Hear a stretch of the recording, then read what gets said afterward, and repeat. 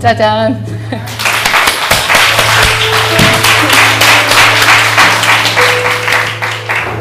중심으로 우러나오는 짜잔인데요. 항상 좀 쑥스럽긴 해요. 오늘은 무슨 말씀을 하실까? 하나님께서 어떤 말씀을 하실까? 제목 보여주세요. 나의 출애굽 그리고 동행. 좀 시적이죠? 우리 목사님 당신이 시인이라고 자꾸 자랑을 하시는데요. 저는 시인은 아니지만 시를 몹시 좋아했어요.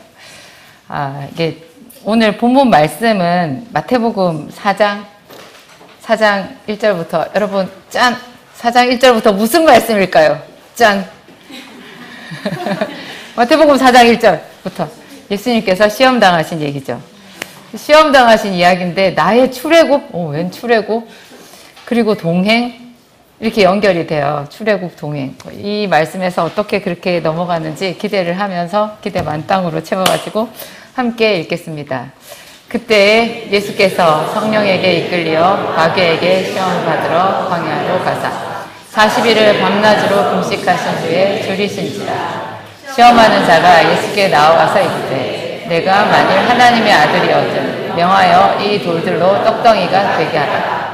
예수께서 대답하여 이르시되 기록되었으되 사람이 떡으로만 살 것이 아니요 하나님의 입으로부터 나오는 모든 말씀으로 살 것이라 하였느니라 하시니 마귀가 예수를 거룩한 성으로 데려다가 성전 꼭대기에 세우고 하나님의 아들이거든 뛰어내리라. 기록되었으되 그가 너를 위하여 그의 사자들을 명하시리니 그들이 손으로 너를 받들어 돌에 부딪히지 않게 하리로다 하였느니라. 예수께서 이르시되 또 기록되었으되 주 너의 하나님을 시험하지 말라 하였느니라 하시니 마귀가 또 그를 데리고 지극히 높은 산으로 가서 천하 만국과 그 영광을 보여 이르되 만일 내게 엎드려 경배하면 이 모든 것을 내게 주리라. 이에 예수께서 말씀하시되 사탄아 물러가라. 기록되었으되 주 너의 하나님께 경배하고 하나님의 성이라 하였느니라. 이에 마귀는 예수를 전하고 천사들이 나와서 소문이라. 예수님께서 사역을 시작하시기 전에 공생애를 시작하실 그 무렵이잖아요. 이게 시작하실 때 성령에게 이끌려 마귀에게 시험을 먼저 받으셨어요. 이거 우리 크리스마스 때 성경 퀴즈의 문제로 다빈도 출제되었어요. 몇 번이나 출제가 되었어요. 예수님은 이원희 목사님이 하셨구나. 예수님은 마귀에게 이끌려 성령에게 시험을 받았다. OX. 이렇게 해가지고요. 누구에게 이끌렸어요? 성령에게 이끌려. 성령에게 이끌렸다라는 것이 놀라워요. 성령에게 이끌려 마귀에게 시험을 받았어요. 마귀에게 이끌려 성령에게 시험 아니에요. 그리고 마귀에게 이끌려 시험을 받았다 이게 아닌 거예요. 성령에 이끌려서 마귀에게 시험을 받았어요. 근데 이 일이 있기 바로 직전에 마태복음 3장 16절 17절 띄워주실래요? 바로 앞이거든요. 함께 읽겠습니다. 예수께서 세례를 받으시고 곧 물에서 올라오실 때 하늘이 열리고 하나님의 성령이 비둘기같이 내려 자기 위에 임하심을 보시더니 하늘로부터 소리가 있어 말씀하시되 이는 내 사랑하는 아들이요 내 기뻐하는 자라 하시니라. 무슨 일이 있었어요? 세례를 받으셨어요. 요한의 세례를 받으셨어요. 요한의 세례를 받은 다음에 받았을 때 성령이 비둘기같이 내렸어요. 그리고 하나님의 음성이 들렸어요. 하늘에서부터 하나님의 음성이 들렸어요. 내 사랑하는 아들이요 내 기뻐하는 자라. 이런 음성이 들렸어요. 저희 목사님이 청년 때 침례를 받으면서 정말 기대를 많이 했대요. 하늘문이 열리고 성령이 비둘기같이 내려서 음성이 들리리라. 아무 일도 없었대요. 그래서 굉장히 실망하셨다고 그러는데요. 우리들 이게 이번에 침례 받잖아요. 세례 받고 침례 받을 때 이렇게 성령이 오셔요. 오시는 거 맞아요. 여러분, 우리 눈에 안 보인다고 성령이 우리와 함께 하시지 않는 거 아니에요. 함께 하시고요. 우리가 범사에 그분을 인정하고 매 순간 그분을 찬양하고 그분께 감사했을 때 그것이 가끔씩 우리 눈에 보이기도 하고 드러나는 거예요. 그렇지 않으면 성령이 우리 속에서 소멸되어 버릴 수는 있는데요. 분명히 하나님은 온 세상을 두루두루 감찰하신대요. 하나님의 눈 밖에 나가 있는 사각지대는 없어요. 이게 CCTV는 사각지대가 있잖아요. 학교에는 선생님의 눈이 미치지 않는 사각지대가 있대요. 그곳을 아이들이 정말 잘 알아가지고 꼭 그곳에 가서 이상한 짓을 한대요. 사각지대. 하나님께는 사각지대가 없어요. 하나님은 다 살펴보시거든요. 다 살펴보시는 이유가 뭐냐? 전심으로 주의 이름을 부르고 주께 의지하는 그 사람에게 은혜를 베푸시려.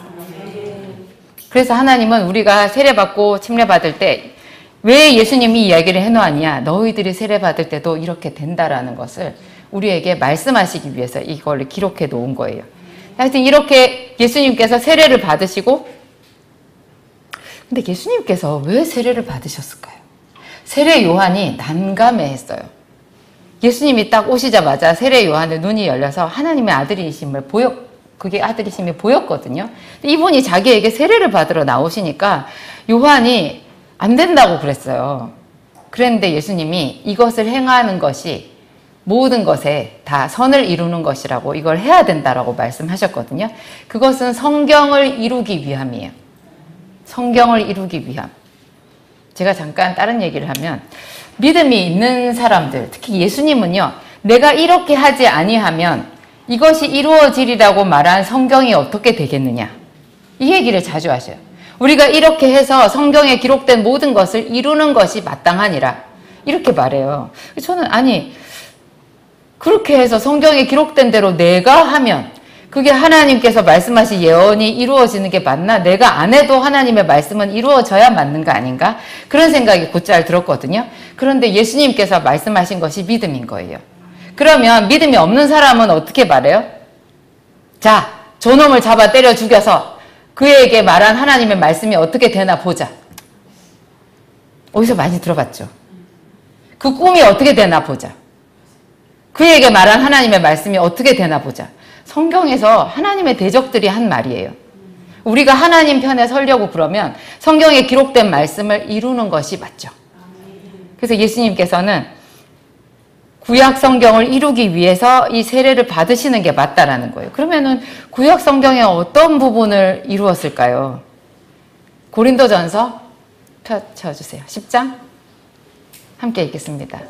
형제들아, 나는 너희가 알지 못하기를 원하지 아니하노니 우리 조상들이 다 구름 아래에 있고 바다 가운데로 지나며 모세에게 속하여 다 구름과 바다에서 세례를 받고 다 같은 신령한 음식을 먹으며 신령한 음료를 마셨으니 이는 그들을 따르는 신령한 반석으로부터 마셨음에 그 반석은 곧 그리스도시라. 그러나 그들의 다수가 하나님이 기뻐하지 아니하셨으므로 그들이 광야에서 멸망을 받았느니라. 1절 2절만 띄워주세요. 우리 조상들이 다 구름 아래에 있고 바다 가운데로 지나며 모세에게 속하여 구름과 바다에서 뭘 받고? 세례를 받았다는 거예요. 저거 1절 2절이 말하는 저 상황이 뭔지는 딱 그려지죠. 저거 출애굽이잖아요. 출애굽이고 특히 홍해 바다를 건너는 장면이에요. 구름 아래에 있고 바다 가운데로 지나며 구름과 바다를 통과했다라는 거예요. 저게 출애굽 중에서도 홍해 바다를 건넌 건데요. 홍해 바다를 건넌 그것이 세례를 예표하는 거예요. 그것을 완성하기 위해서 세례 요한이 이 땅에 왔고, 그래서 예수님의 길을 예비했잖아요. 그리고 그 세례 요한에게 예수님께서 세례를 받으셨어요. 저 일을 성취하시는 거예요. 무슨 뜻이냐? 그 옛날에 모세 시대에 예수님께로부터 1500년 전이거든요.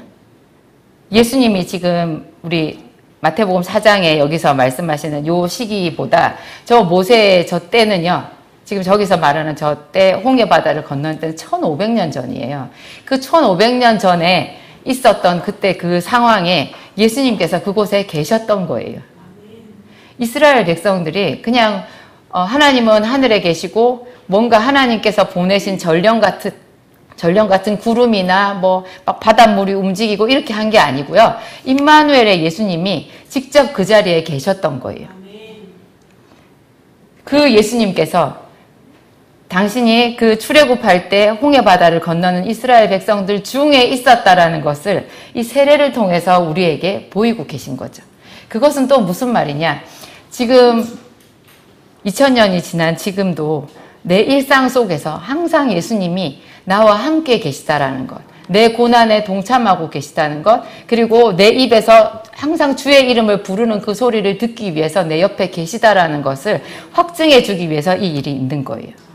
저는 굉장히 놀라웠어요. 이게 예수님께서 이렇게 세례를 받으신 다음에 그 다음에 이제 우리가 오늘 읽은 마태복음 4장에서 성령에게 이끌리어, 마귀에게 이끌리어 아니고 성령에게 이끌리어 마귀에게 시험을 받으러 광야로 갔잖아요. 이스라엘 백성들이 홍해 바다를 건너서 어디로 갔어요? 광야인 거예요. 예수님이 이스라엘 백성들이 했던 그 일을 똑같이 하고 계신 거예요. 이스라엘 백성들이 광야에서 얼마 동안 있었어요? 예수님은 광야에서 얼마 계셨어요? 40일. 예수님은 40일을 굉장히 찐하게 계셨어요. 왜 찐해요? 금식하셨거든요. 40일을 금식하셨어요. 금식하면서 성령에게 이끌리셨지만 마귀에게 시험을 받았어요. 이스라엘 백성들은 출애굽을 할 때 그 홍해 바다를 건널 때 이미 성령이 동행하셨잖아요. 성령께서 함께 하시지 않으면 홍해 바다를 건널 수도 없어요. 바닷물이 갈라지지도 않았을 거고, 갈라졌다고 해도요, 말 타고 누가 왔어요? 애굽의 병사들이 왔어요. 이스라엘 백성들은 애 업고 걸리고 짐 싸서 들고 수레 끌고 짐승들 데리고 이렇게 가요. 그게 말이 되겠어요? 이스라엘 백성들이 홍해를 건널 때 저쪽에서 말 타고 오는데 금방 추월해 버리는 거 아니에요? 저기서 오는 거 봤다면서요. 봤는데 이제 바다에 들어가서 걸어가기 시작하면 그냥 다 먹히는 거잖아요. 저는 좀 그 홍해를 건너는 그 부분이, 아니 이게 어떻게 가능해? 저기서 말을 타고 와서 금방 다 얘네들 따라잡아가지고 그냥 다 잡혔을 텐데 이게 어떻게 가능한가? 근데 성경을 자세히 보면 구름 기둥, 불 기둥이 있었어요. 그 구름 기둥, 불 기둥이 이스라엘 백성과 그 애굽 병사들 사이를 가로막았어요. 처음에 그 구름 기둥, 불 기둥이요, 이스라엘 백성들 앞에 있었거든요. 앞에 있었는데 저 뒤에서 애굽 병사들이 말 타고 오잖아요. 그러니까 앞에 계셨던 하나님이 구름 위에서 보시고 그 구름 기둥이 뒤로 이동했어요. 이동해가지고 그 애굽 병사들이 말을 타고 수레를 끌고 막 그렇게 맹렬하게 오는데 그 바퀴가 헛돌고 캄캄한 흑암이 있어서 앞으로 나가지를 못했대요. 그래가지고 이스라엘 백성들이 시간을 벌 수 있었던 거죠. 그거 애 업고 걸리고 짐승들 끌고 수레 끌고 피난이잖아요. 이건 지금 피난 행렬이거든요. 우리 6.25 때 피난했던 것 같은 그 피난 행렬이 바다 밑 마른 땅을 건너서 갈 수가 있었던 거예요. 근데 그때 그 이스라엘 백성들이 거기를 건넌 다음에 광야잖아요. 그 광야에 들어가서 바로 어떤 일이 있었어요? 계속 시험 들었잖아요. 시험 들었어요. 계속 시험 들었어요. 금방 홍해 바다를 건너가지고 너무너무 기쁘고 막 미리암은 소고 들고 춤을 추고 사람들 뭐 말과 탄자들을 바다에 던졌네 이러면서 너무너무 행복해 했잖아요. 춤추고. 그랬는데 그게 하루 이틀도 안 가요. 왜? 힘들었거든요. 금방 하나님께서 그렇게 엄청난 기적을 베풀어 주셨는데 광야에 들어가자마자 이스라엘 백성들은 그냥 힘들었어요. 광야니까. 엄청 힘들었어요. 힘드니까 그 입에서 그냥 자연스럽게 나오는 것이 원망과 불평과 탄식이잖아요. 이런 게 계속 나오는 거예요. 그 이스라엘 백성들이 그래가지고 이 광야 생활을 한 번도 안 해보다 보니까, 한 번도 안 해본 게 좀 크죠. 여러분 결혼도 처음 하신 거잖아요. 그래서 웨딩도 처음 해보셨죠. 그래가지고 들어갈 때 웨딩 마치 할 때 어떻게 하는지 모르고 뭐 실수하신 분들 많지 않으셨어요? 내가 다음에 또 하면 잘할 수 있을 텐데. 이스라엘 백성들은 광야가 처음이었어요. 그래가지고 처음인데 근데 계속 똑같은 실수를 반복했죠. 예수님께서 당신이 40일 동안 밤낮으로 금식하시면서 그 이스라엘 백성들의 광야 생활을 찐하게 집약적으로 딱 체험을 하신 거예요. 그래서 그때 이스라엘 백성들의 광야 체험만 지금 성경에 기록되어 있다면 사실 우리도 깊은 교본이 있다라고 말을 하기가 그런 거예요. 왜냐하면 거기는 너무 오답투성이었기 때문에. 왜 오답이에요? 그 사람들 뭐 계속 실수했잖아요. 그리고 그게 금방 광야 생활을 졸업할 수 있었는데 그게 안 돼가지고 40년 돼버렸잖아요. 그러니까 우리가 오답 노트만 보고 사실 정답을 찾아가기는 어렵거든요. 그래서 예수님께서 그 이스라엘 백성들의 40년 광야 생활을 완전히 농축시켜가지고 집약해가지고 당신의 40일 금식을 해가지고 우리한테 이 세상에서 마귀에게 자주자주 시험당하고 어려운 일을 당하는 우리들에게 예, 나처럼 해봐. 내가 너희에게 본을 보여줄게. 이렇게 하면 마귀는 그냥 떠나가고 너는 바로 승리할 수 있어 하고 보여주신 거예요. 극한의 상황이잖아요. 세상에 40일을 금식을 했어요. 가장 배고프고 힘들고 뭐 4일 금식하기도 힘들지 않나요? 40일을 금식하신 다음에 마귀가 와서 처음에 뭐라 그랬어요? 3절 띄워주세요. 함께 읽겠습니다. 시험하는 자가 예수께 나와서 이르되 네가 만일 하나님의 아들이어도 명하여 이 돌들로 떡덩이가 되게 하라. 여기까지만요. 3절만. 이 돌들로 떡덩이가 되게 하라. 네가 만일 하나님의 아들이거든. 저거 우리 많이 그냥 우린 늘 저 말 속에 살아요. 저거 예수님만 들었던 말 아니고요. 정말 하나님이 내 기도를 들으신다면, 내가 믿는 사람이라면, 내가 이렇게 신앙생활을 했는데 하나님 왜 하필 나입니까? 뭐 얼마든지 다른 버전으로 있잖아요. 네가 만일 하나님의 아들이거든. 하나님이 살아계신다면, 하나님이 내 기도를 들으셨다면, 하나님이 나를 사랑하신다면 왜 나에게 이런 일이 생기냐? 왜 하나님 하필 접니까? 그게 저기에 다 들어가는 거예요. 네가 만일. 우리 속에서 꼭 내 음성같이, 내 생각같이 이게 들어오는 거예요. 그리고 그렇죠. 뭐 이만큼 하면 되지 않나? 나 정도면 충분하지 하는 것도 다 여기 이 말과 일맥상통해 있어요. 네가 만일 하나님의 아들이거든. 이 정도만 하면 되지 않냐? 너는 하나님의 아들이지 않냐? 아들이다라고 했다가 아들 아니다라고 했다가 마귀는요 얼마든지 우리를 바꿔가요. 우리가 왕년에 나 말이야 이렇게 말할 때가 있는가 하면 옛날에 비해서 지금 내가 얼마나 잘 살고 있는 건데 이렇게 말할 때도 있어요. 왕년에 나는 이렇게 말하면 옛날에 내가 좋았어요? 나빴어요? 좋았죠. 근데 옛날에 비해서 지금 내가 이거 얼마나 좋아진 건 줄 알아? 그렇게 말하면 옛날이 좋았던 거예요? 나빴던 거예요? 나빴던 거죠. 우리는요, 우리 가정, 내 경제적 형편은 똑같은데, 내 똑같은 형편을 가지고 내가 스스로 다른 사람한테 부자라고 과시하기도 했다가, 나 요새 어려워, 이렇게 말하기도 해요. 그죠? 내가, 하나님, 저는 죄인입니다. 해놓고, 날 뭘로 보고 이렇게 말할 때도 있어요.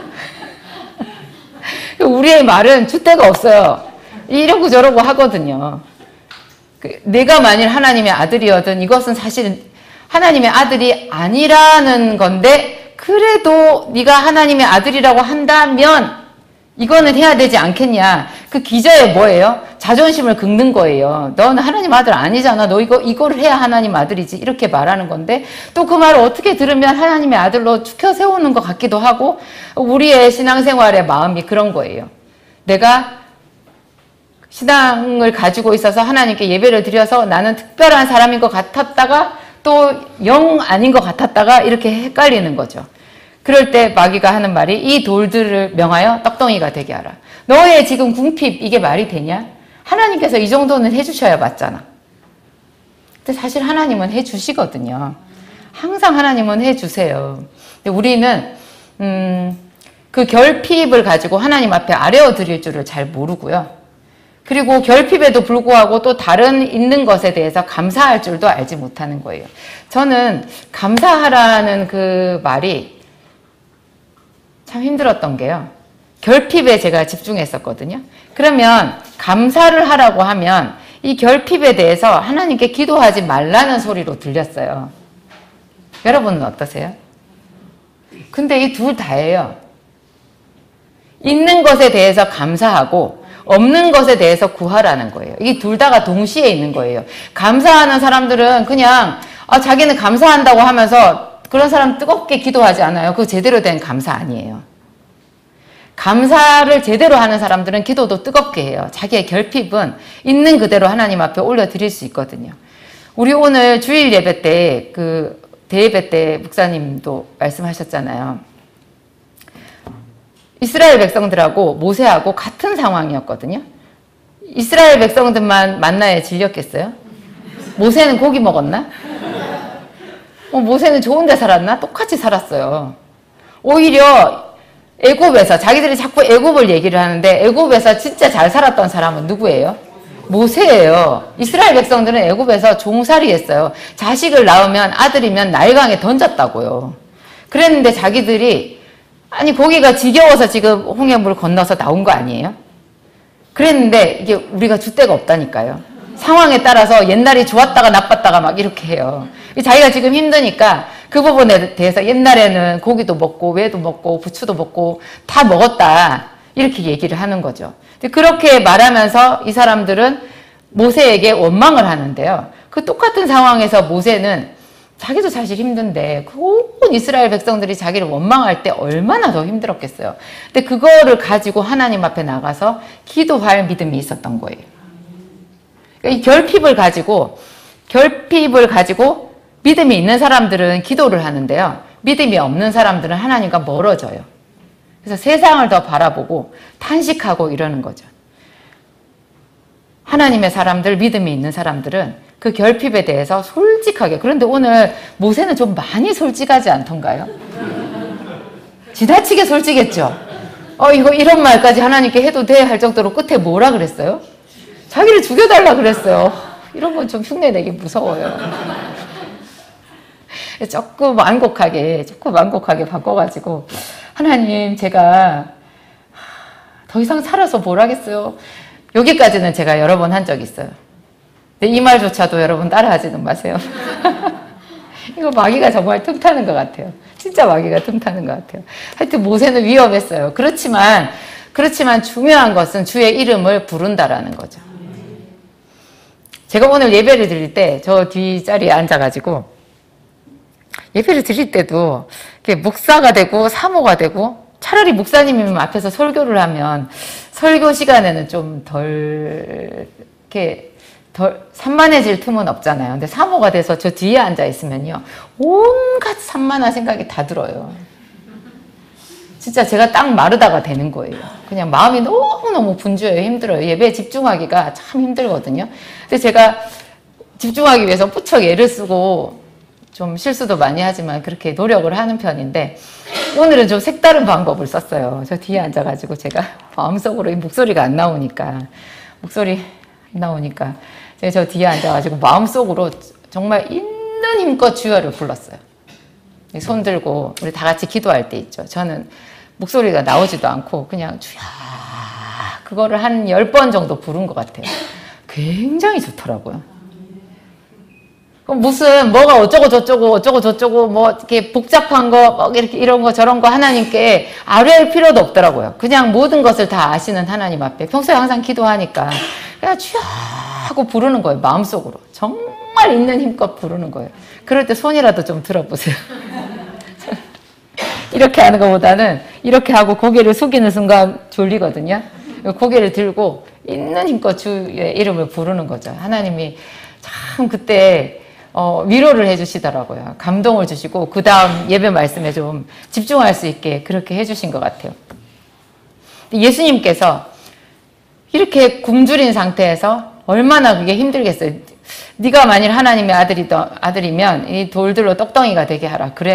그러네. 내가 하나님의 아들이니까 지금 당장 떡을 만들어서 먹는 게 맞겠네. 아니면 떡상을 안 차려주시는 하나님께 대해서 섭섭한 마음이 들겠죠. 왜 하나님은 떡상을 안 차려주시나. 내가 얼마나 힘들게 살고 있는데 지금 내 마음도 몰라주시나, 내 형편도 몰라주시나, 이런 생각이 들 수 있잖아요. 그리고 마귀의 이 말은 사실 또 과정을 생략한 거라고 하더라고요. 이 세상에서 항상 거의 모든 것은 다 과정이 있잖아요. 근데 마귀가 자꾸 우리에게 시험 들게 하면 우리가 과정을 무시하고 그냥 바로 우리에게 어떤 밥상을 차려주기를, 결과가 나오기를, 당장 뭐가 해결되기를 이렇게 바라는 마음이 드는 거죠. 근데 예수님께서 사람이 떡으로만 살 것이 아니요 하나님의 입으로부터 나오는 모든 말씀으로 살 것이라. 이게 하박국의 찬양이잖아요. 우리의 결핍에 대해서 마귀가 하나님께 대한 섭섭한 마음을 줄 때마다 하나님의 입으로부터 나오는 모든 말씀이 내게 기쁨이다. 그것이 내 양식이다. 이렇게 고백하는 것이 마귀를 가장 효과적으로 제압하는 방법이라고. 거기에 넘어가는 순간 이제 하나님과 거리가 멀어지고 마귀랑 찰떡궁합이 되는 거죠, 이제. 그죠? 네 말이 맞네. 네 말이. 그러니까 내 말이 그 말이라고. 이렇게 되는 거예요. 내 말이 그 말 될 것도 없어요. 그냥 하나님과 멀어지는 거예요. 예배 드려봐야 아무 소용이 없는 것 같고, 기도해봐야 뭔 소용이야. 그런 생각이 드는 것 같고, 또 조금 착한 사람들은 그래도 예배는 나와요. 예배는 나오는데, 그 사람들 저는 착한 사람이라고 생각해요. 저는 못 돼가지고요. 기면 기고 아니면 아니고, 제가 그런 마음이 들면 저는 예배 자리에 못 나오겠더라고요. 가부당간 결판을 해야지. 하나님이 어떤 하나님이신지 좀 확실해져야지 내가 나올 수 있지. 그런 분들은 보통 1부 예배 아니면 2부 예배, 1부 예배 일찍 드리고 나가서 하루 종일 자기 일 보시더라고요. 그러면 딱 마귀가 좋아해요. 하나님과 거리가 혹 멀어지거든요. 예수님은 하나님께서 주시는 그 어떤 떡보다도 하나님의 말씀, 하나님과 함께 있는 그것이 가장 큰 기쁨이라는 것을 여기서 말씀해 주시는 거예요. 하나님의 입으로부터 나오는 모든 말씀으로 살 것이라. 여러분, 말씀 양식은 확보해 놓으셨어요? 말씀 많이 암송하셔야 돼요. 우리가 주일날, 수요일날, 금요일날 나와서 열심히 말씀을 먹는데요. 나가는 순간 잊어버리는 거 느껴지시죠? 나가는 순간 잊어버려요. 그래서 이 본문, 목사님이 설교하신 그 본문 말씀을 노트에 써가지고 그걸 가지고 다니면서 매번 암송하셔도 좋고요. 그냥 하여튼 오늘 먹을 양식 한 구절 정도는 매일 갖고 계셔야 돼요. 아침에 눈 딱 뜨면 오늘은 뭘 먹지 이걸 생각하셔야 돼요. 집에 부인들은 아침에 눈 딱 뜨면 오늘 반찬 뭘 해야 되나, 식구들 뭘 먹여야 되나 이런 생각하잖아요. 예수 그리스도의 사람이라면 오늘 내 양식은 무언가, 오늘 나는 무슨 말씀으로 살 것인가, 그거를 생각하고 그 말씀 하루 종일 그날은 그 양식 갖고 사는 거예요. 계속 그 말씀을 하루에 몇 번씩, 우리 3끼 먹죠. 근데 요즘에는 3끼만 안 먹어요. 간식도 먹어요. 정말 많이 먹더라고요. 제가 뭘 잘 먹지를 못하잖아요. 그러니까 어디 끼지를 못해요. 아무 데도 끼일 수가 없어요. 사람들하고 같이 먹으려면 뭘 마시기라도 하고 과자라도 먹든지 물이라도 마셔야 되는데, 뭐 물은 마실 수 있지만 카페 가서 물을 마실 수는 없잖아요. 뭘 마셔야 되는데 이걸 안 하니까 아무 데도 끼일 자리가 없어요. 그걸 다시 제가 생각해 봤을 때, 와, 우리가 하루 종일 정말 많이 먹는구나. 언제나 뭔가를 먹고 있구나. 그 생각이 들었어요. 먹고 있구나. 그런데 하나님의 말씀은? 그렇죠. 하나님의 말씀은 하루에 3끼 정도는 생각해야 되는 것 같아요. 하루에 한 3번 정도는 한 5분씩 10분씩 하나님의 말씀을 반복해서 계속 되뇌이면서 그 하나님의 이름을 부르는 거죠. 그러면 우리의 영이 살아요. 그런 상태에서 저녁에, 아침에 내가 정해놓은 그 기도 시간에 하나님께 나아가서 기도를 할 때 그 기도의 농도가 완전히 다르거든요. 그냥 시간 딱 돼가지고 여기 자리에 나온 것도 대단해요. 못 나오거든요, 보통.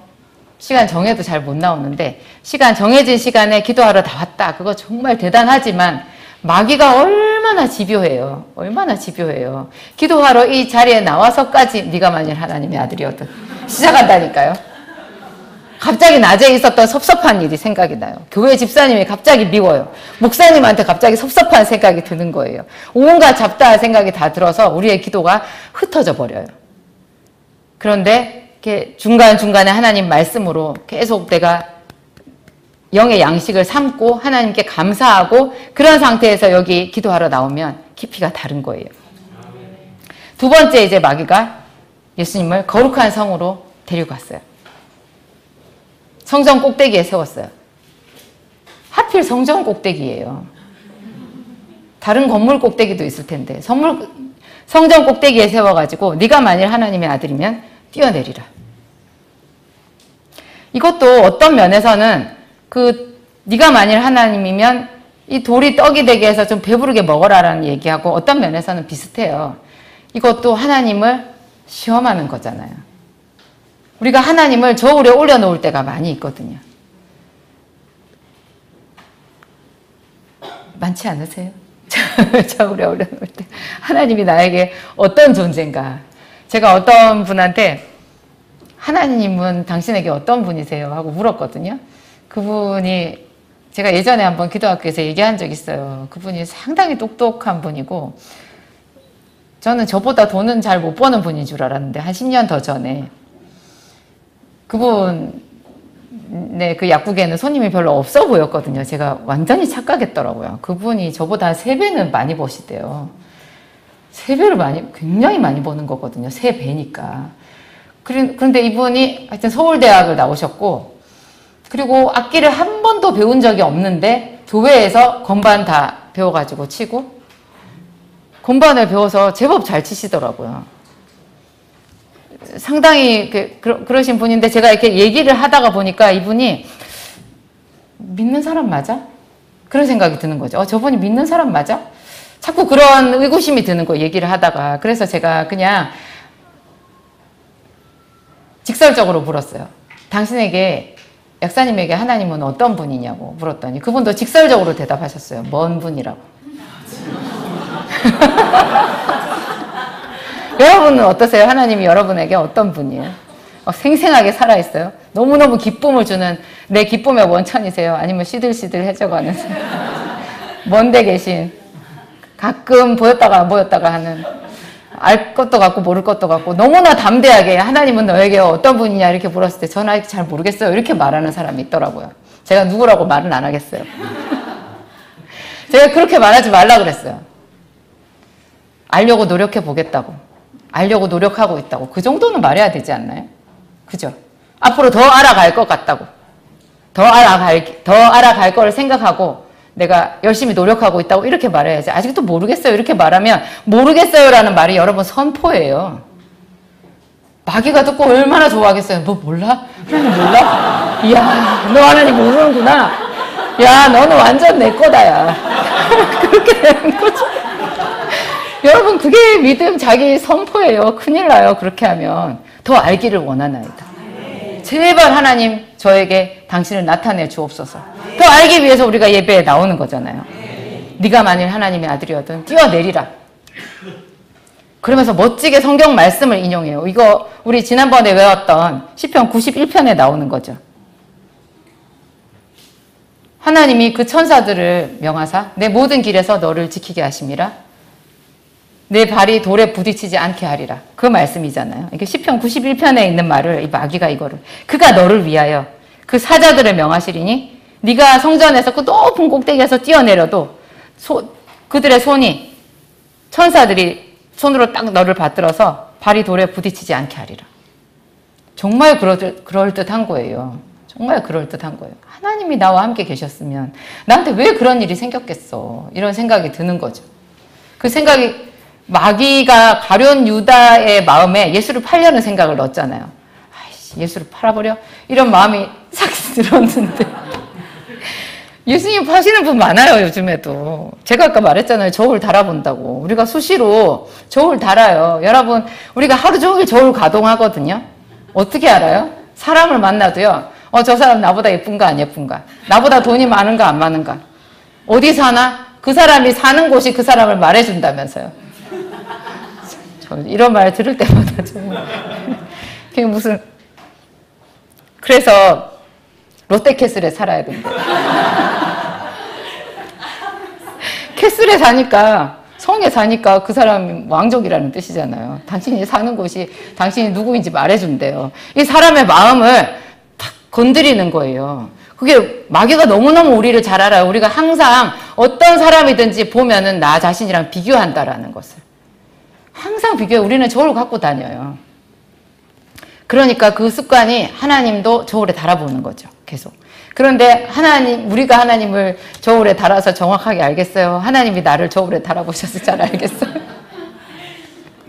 벨사살 왕을 하나님이 저울에 달아봤다 그랬잖아요. 저울에 달아봤더니 근수가 모자란대요. 그래서 그 왕위를 바벨론 나라를 그 사람에게서 떼가지고 다른 사람한테 준다고 그랬잖아요. 저는 그래, 너 그렇게 잔치하고 할 때 너 알아봤어. 좀 평소에 잘하지 그랬어. 다 안타깝다 너 이제 어떡하냐 죽네. 그러면서 제가 그 성경을 봤는데요. 어느 날 갑자기 머리카락이 쭈뼛해지더라고요. 아, 하나님이 항상 나를 저울에 달아보시겠구나. 달아볼 필요도 없어요. 그냥 아시는 거죠. 그러니까 우리도 우리 근수에 신경을 써야 돼요. 우리 근수가 뭐예요? 믿음의 근수. 우리 믿음이 조금만 성장해도 하나님이 그렇게 기뻐하시잖아요. 하나님은 왜 우리를 자꾸 저울에 달아보겠어요? 좀 성장했나 싶어 복을 줄 만한 그릇이 됐나 그걸 보려고 하는 거지. 하나님이 뭐 나 때려주려고 저울에 달아보지는 않아요. 하나님은 언제나 우리에게 더 좋은 것을 주시기 위해서 저울에 달아보는 거죠. 근데 우리도 그래서 다른 사람을 달아볼 때 조심해야 되는 거예요. 내 근수가 모자란다라는 것을 항상 알기 때문에 다른 사람 근수랑 자꾸 비교해보는 습관, 사탄아 물러갈지어다. 이렇게 하셔야 돼요. 사탄아 물러갈지어다. 그 생각이 들 때마다 저 사람이 나보다 못생겼구나. 이런 생각이 들 때 하나님이 저 사람을 만들었다라는 생각을 항상 하고, 아, 저 사람이 나보다 못 배웠구나. 이런 생각이 들 때마다, 아, 이 순간 하나님이 또 나를 저울에 달아보시겠구나. 그 생각이 퍼뜩 들어야 돼요. 그래야지 정신을 똑바로 차릴 수가 있어요. 그랬더니 예수님께서 주 너의 하나님을 시험하지 말라. 이렇게 얘기하셨어요. 마귀가 또 지극히 높은 산으로 가서 온 세상의 모든 영광을 다 보였어요. 근데 이 질문에는 네가 만일 하나님의 아들이어든이라는 가정이 없어요. 그냥 마귀가 하나님이 된 거예요. 마귀가 하나님 자리에 갔어요. 그래가지고 여기서는 만일이 뭐예요? 네가 만일 나에게 엎드려 절하면 내가 이 모든 영광을 너에게 주리라. 이거 완전 새빨간 거짓말이거든요. 여러분 이거 거짓말인지 알고 계시죠? 하나님 없이 영광은 없어요. 많은 사람들이 이렇게 생각해요. 예수 안 믿고도 잘 살던데. 그 사람 예수 안 믿고도 잘 살던데. 그거 근데 얘기해봐야 뭐예요? 여러분은 예수 안 믿고 왜 못 살아요? 여러분이라고 말하는 건 좀 그렇고 그분한테 제가 그 얘기를 하고 싶었어요. 당신은 그러면 예수 안 믿고 왜 못 사냐? 어차피 그 사람은 그 사람이고 나는 나 아니에요. 우리가 잘 살게 되는 것은 기적인 거예요. 그 기적은 누가 줄 수 있어요? 하나님이 줄 수 있는 거예요. 옆에 다른 사람 잘 사는 거 보고 쟤는 예수 안 믿고도 잘 사는데 그래서 어쩌라고. 예수 안 믿으면 그러면 나 그쪽 가서 나도 잘 살게 되나? 어차피 그런 일은 없어요. 거기서 애 많이 쓰다가 여기 오셨잖아요. 어차피 그런 일은 없어. 어차피 우리에게 인생의 역전은 예수님밖에 없어요. 그 안에서 내가 가난뱅이로 살아도 할렐루야고 부자로 살면 더욱 할렐루야고 어쨌든 내 모든 기쁨은 예수께 있는 거죠. 저는 가난하게 살아도 할 수 없다라고 생각했거든요. 그래서 제가 제 삶을 하나님께 드린다고 그랬죠. 저는 본래 부자가 되고 싶었던 사람인데 우리 아버지가 너무 끔찍하게 돌아가신 거 하여튼 그 가난의 밑바닥 정말 하여튼 할 거 못 되거든요. 저는 가난이 미덕이라고 절대 생각하지 않아요. 정말 그거 할 짓 아니에요. 그래서 내가 뭐 있는 거를 가난한 사람들을 다 위해서 다 주고 나서 내가 가난해졌으면 억울하지는 않지. 그냥 온전히 나를 위해서 살았는데 그냥 가난한 거잖아요. 그거는 하나님의 뜻이 아니죠. 열심히 살아서 내가 형통해져가지고 남한테 짐이 안 돼야 되잖아요. 그거 나눠주는 삶을 살아야 되잖아요. 하여튼 그래요. 하나님 안에서 우리의 꿈이 있는 거예요. 근데 예수 안 믿고도 저런 사람 잘 살던데 이런 얘기를 하는 순간 그 사람은 예수 믿고도 못 살 수밖에 없어요. 자꾸 마음이 나뉘는 거잖아요. 예수 안 믿고 잘 사는 그 사람이 왜 부러워요? 잘 사는 게 부러워요? 하나님이 없는데? 제가 여기서 잘 살아보니까 더 그래요. 저 잘 사는데요. 하루에 먹는 게 정말 조금밖에 못 먹어요. 잘 못 자요. 못 먹고 못 자요. 그래서 사는 게 이게 부자의 삶이 아니야. 그래서 하나님이 나한테 내가 너무 높아져가지고 하나님을 잃어버릴까봐 나한테 조금 가시를 주셨나 보다. 가시방석을 좀 주셨나 보다. 그런 생각이 들기도 한데 하여튼 힘들어요. 우리의 소망은 하나님 예수 그리스도 안에 있다고요. 예수님이 우리에게 모든 것을 다 주시는 거예요. 예수님께 경배했을 때 우리 삶의 해법이 보여요. 저는 이제 그 학교 다닐 때 학교 다닐 때 제가 예수님께 들었던 두 가지 말씀이 많이 힘들었거든요. 하나는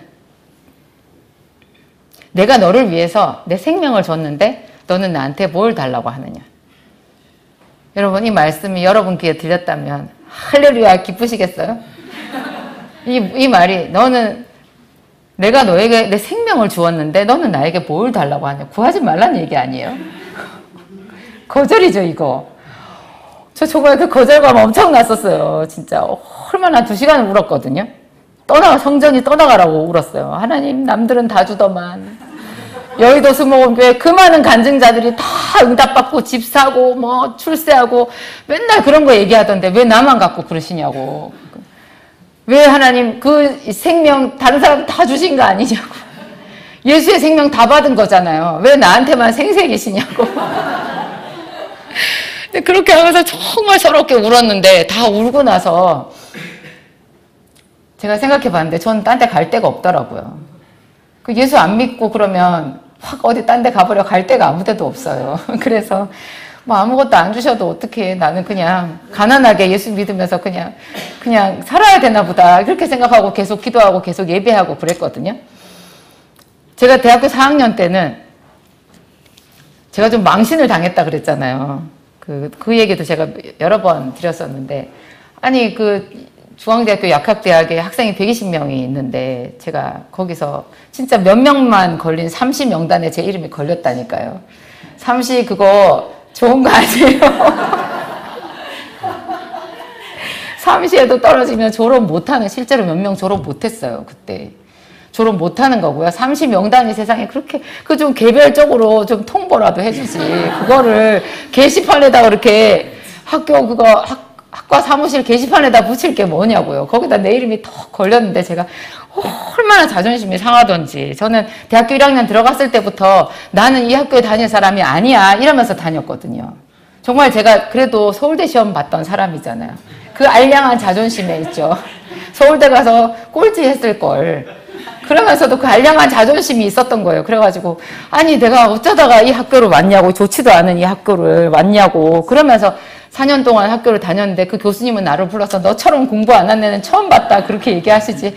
나는 그래서 발끈해가지고 어떤 근거로 교수님은 나에게 그렇게 말씀하시나요? 이렇게 얘기하고 공부도 못하는 주제에 그렇게 절대 수긍할 수 없음 그렇게 말했는데, 제가 그거 하나님께, 아니 하나님 제가 얼마나 열심히 예수 믿는지 사람들이 다 아는데, 우리 친구들이 다 안다고요. 제가 4년 동안 얼마나 요란하게 신앙생활을 했는지 도서관에서 전공책보다 성경 많이 읽은 거 우리 친구들이 다 안다고요. 그런데 여기 내 이름을 30명단에 다 갖다 붙여놓으시면 하나님은 무사할 줄 아세요? 내 망신은 하나님 망신이 있기도 하다고요. 제가 정말, 그런데 진짜 제가 너무 망신인 거예요. 정말 고개를 들고 살 수가 없는 거죠. 그게 제가 어렸을 때부터 얼마나 전학을 많이 다녔어요. 그리고 정말 비천하게 가난하게 살았거든요. 우리 땐 도시락 싸갖고 다니는데 낯선 친구들이랑 내 그 초라한 도시락, 김치국물 다 센 그 도시락 꺼내서 먹는 거 얼마나 부끄러웠겠어요. 늘 같이 있는 친구들이면 괜찮아요. 항상 새로운 아이들인데 거기서 그 초라한 도시락 꺼내가지고 먹는 거 정말 부끄러웠고, 그래서 저는 제 자존심, 내가 살아갈 수 있는 동력이 내가 공부를 그나마 좀 걔네들보다 잘하는 그거였거든요. 그게 제가 사는 숨구멍이었다고요. 근데 대학을 들어갔는데 여기서 제가 ABCD 다 맞는 거예요. 학점이 맨날. 누가 내 학점을 보지는 않겠지. 근데 제 자존심이 항상 ABCD예요. F는 없긴 했어요. 그랬는데 세상에 이제 만천하에 공개가 된 거잖아. 거기에 내 이름이 딱 걸려가지고. 그래서 하나님께 제가 엄청 크게 소리 지르고 기도했더니 5분 만에 응답하셨는데요. 너는 내 이름 위에 무엇을 더 자랑하려고 하느냐 그랬어요. 하나님은 당신의 이름만 소중하시구나. 당신만 영광을 받으시면 되는구나. 내가 이렇게 하나님께 열심히 기도하는데 내 이름 따위는 상관이 없으시구나. 그랬어요. 근데 어떡하겠어요. 하나님인데 내가 그분하고 맞짱 뜨고 살아봐야, 싸워봐야 나만 터지거든요. 그래서 알겠어요 하나님. 그냥 뭐 부끄러운 채로 살아야지 뭐 어떡하겠어요. 그래가지고 말없이 돌아가서 열심히 공부해서 무사히 졸업했어요. 정말 많은 시간이 지난 다음에 제가 몸서리 쳐지게 앓은 거예요. 하나님은 내 영광을 원하신다고. 하나님은 여러분이 부끄러움을 당하는 것을 절대 원하지 않아요. 그래서 이사야서에 많이 나오죠. 두려워 말라. 내가 부끄러움을 당하지 아니하리라. 내가 수치를 당하지 아니하리라. 내가 생각하는 수치랑 하나님께서 보셨을 때 수치가 달라요. 그리고 나중에 하나님께서 때가 찼을 때 우리를 영화로운 자리로 높여주실 때는 어지러울 정도예요. 하나님은 온 세상 모든 만민 가운데에서 이스라엘을 높이셨잖아요. 유태인을 높이셨잖아요.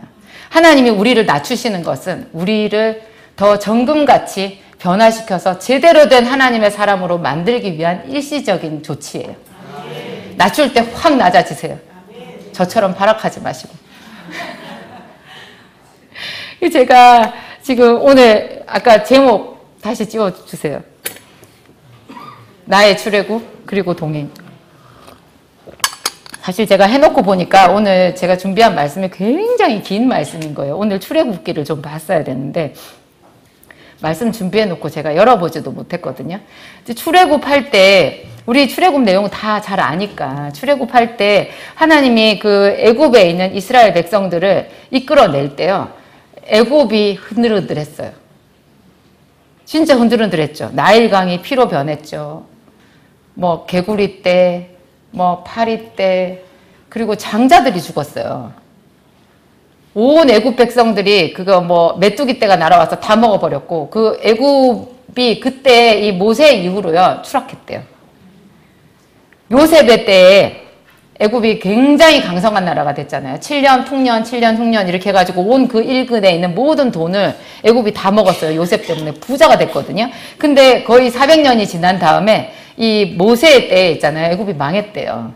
애굽의 그 대신들이 말을 하잖아요. 왕이시여, 왕은 애굽이 망한 줄을 모르시나이까. 한 나라를 쥐고 흔들고 망하게 할 정도로 하나님께서 엄청난 에너지를 투입하셔가지고 당신의 백성들을 이끌어내셨어요. 근데 우리만 몰라요. 우리가 이 자리에 있기까지 하나님께서 얼마나 애를 쓰셨는지. 애굽을 흔든 것 같은 그런 대단한 하나님의 에너지가요. 우리 한 사람 한 사람에게 그대로 다 있었어요. 근데 우리가 그 은혜를 잘 모르는 거예요. 광야에서 이스라엘 백성들이 홍해수를 가른 하나님을 잊어버렸잖아요. 10가지 재앙을 내린 그 하나님을 잊어버렸어요. 우리가 광야에서 길게 어려움을 겪는 것은 이 하나님에 대한 신앙 고백이 제대로 안 됐기 때문에 그래요. 이거를 계속해서 우리 입에 달고 항상 하나님의 말씀을 선포하고 하나님 나라를 선포하잖아요. 우리의 광야 생활이 짧아져요.